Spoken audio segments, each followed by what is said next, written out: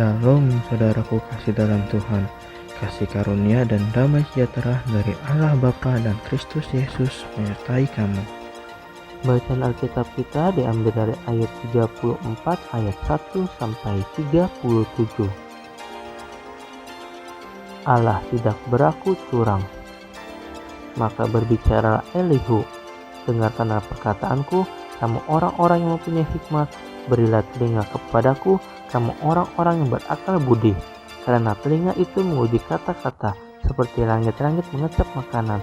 Biarlah kita memutuskan bagi kita sendiri apa yang adil, menentukan bersama-sama apa yang baik. Karena Ayub berkata, aku benar, tetapi Allah mengambil hakku, kendati aku mempunyai hak aku dianggap berdusta. Sekalipun aku tidak melakukan pelanggaran, lukaku tidak dapat sembuh lagi. Siapakah seperti Ayub yang minum hujatan terhadap Allah seperti air, yang mencari persekutuan dengan orang-orang yang melakukan kejahatan dan bergaul dengan orang-orang fasik?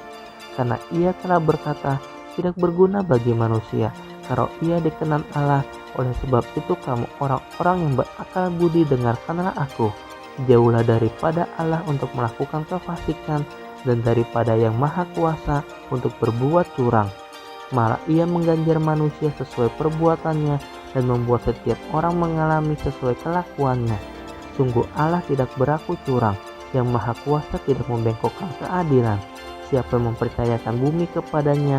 Siapa yang membebankan alam semesta kepadanya? Jikalau ia menarik kembali rohnya dan mengembalikan nafasnya padanya, maka binasalah bersama-sama segala yang hidup dan kembalilah manusia kepada debu. Jikalau engkau berakal budi, dengarkanlah ini, pasanglah telinga kepada apa yang kuucapkan. Dapatkah pembenci keadilan memegang kekuasaan, dan apakah engkau mau mempersanakan Dia yang adil dan perkasa? Dia yang berfirman kepada raja, hai orang dursila, kepada para bangsawan, hai orang fasik. Dia yang tidak memihak kepada para pembesar dan tidak mengutamakan orang yang terkemuka daripada orang kecil, karena mereka sekalian ada buatan tangannya. Dalam sekejap mata mereka mati, ya pada tengah malam orang dikejutkan dan binasa. Mereka yang perkasa dilenyapkan bukan oleh tangan orang, karena matanya mengawasi jalan manusia dan ia melihat segala langkahnya. Tidak ada kegelapan ataupun kelam kabut, di mana orang-orang yang melakukan kejahatan dapat bersembunyi, karena bagi manusia ia tidak menentukan waktu untuk datang menghadap Allah supaya diadili. Orang-orang yang perkasa diremukannya dengan tidak diperiksa, dan orang-orang lain diangkatnya ganti mereka. Jadi ia mengetahui perbuatan mereka dan menggulingkan mereka di waktu malam sehingga mereka hancur rebur. Mereka ditamparnya karena kefasikan mereka dan dilihat orang banyak, karena mereka meninggalkannya dengan tidak mengindahkan satupun daripada jalannya. Sehingga mereka menyebabkan jeritan orang miskin naik ke hadapannya dan ia mendengar jeritan orang sengsara. Kalau dia berdiam diri, siapakah akan menjatuhkan hukuman? Kalau dia menyembunyikan wajahnya, siapakah akan melihat dia?